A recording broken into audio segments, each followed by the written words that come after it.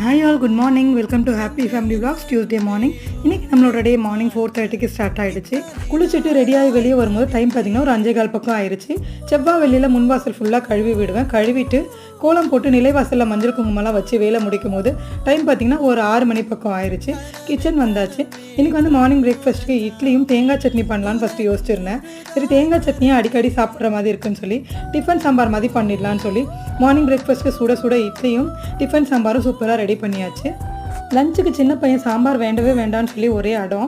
அவருக்கு வந்து தக்காளி சாதமும் உருளைக்கிழங்கும் ஃப்ரை பண்ண சொல்லி கேட்டிருந்தாரு.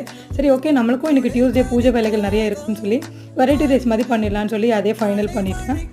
ஒரு ஸ்டவ்வில் இட்லி, இன்னொரு ஸ்டவ்வில் உருளைக்கிழங்கும் ஃப்ரை பண்ணிட்டு இருக்கும்போது அடுப்பை துடைக்க போகிறேன்னு சொல்லி நடுவில் கையை விட்டு காலையிலே நல்லா சூடு வாங்கிட்டாங்க.